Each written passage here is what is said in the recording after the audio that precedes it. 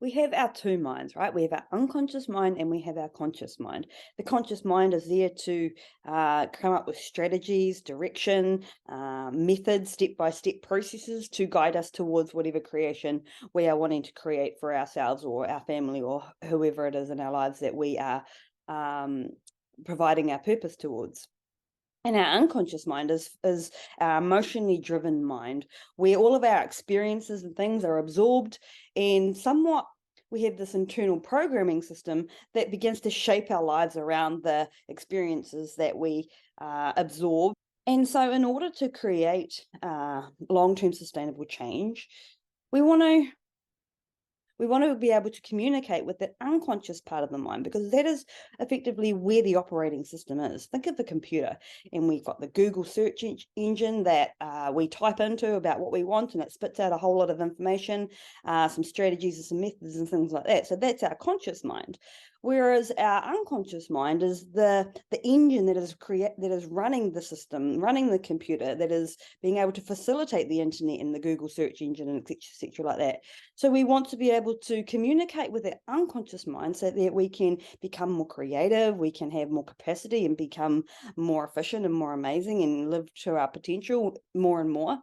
And so in order to communicate with that unconscious mind, we need to learn how it works and what is the best way to communicate with it in order to create the changes that our clients want, or the individual that we are communicating with.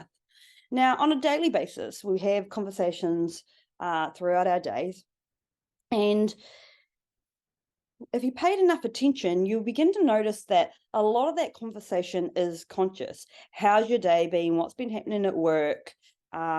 Things like that. What are you up to after work? It's all about the action and the doing, and that conscious level, surface level part of our lives that we go about somewhat mindlessly on a large basis, going through day in and day out. Whereas if we were to create a more meaningful conversation, one that expressed emotions, that expressed heartfelt intention or purpose, or again, bring it back to that emotion, a really meaningful conversation, we'll notice a really big difference within our client and the information that we absorb. And so we can utilize that unconscious conversation, that emotional conversation, to create internal change by drawing upon the information that the client gives us and expresses to us verbally and non-verbally, by identifying the track, if you will. So if we're to follow the responses that the unconscious gives us through the non-verbal cues, or the verbal cues where there's a change in their pitch or their tone or their volume, or the voice gets a bit shaky when they're speaking to us.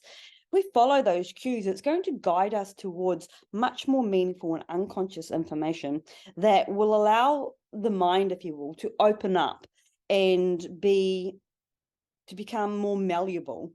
Because what happens when our client comes to us with wanting some help within a problem, they become stuck within their many thought pathways that filter through their mind. And they get to a point where they only see one way, or they only see a narrow vision, and they're really struggling to look outside of that perspective. And yes, you can offer perspective, or they can go about and read certain information about different perspectives, but our emotional mind is ready to absorb or to receive a different perception, then we're going to come across many stumbling blocks along the way. So what is always best is for our client to come up with their new solutions, their new choices, so that they can feel that empowerment of finding their own solutions to whatever they are going through.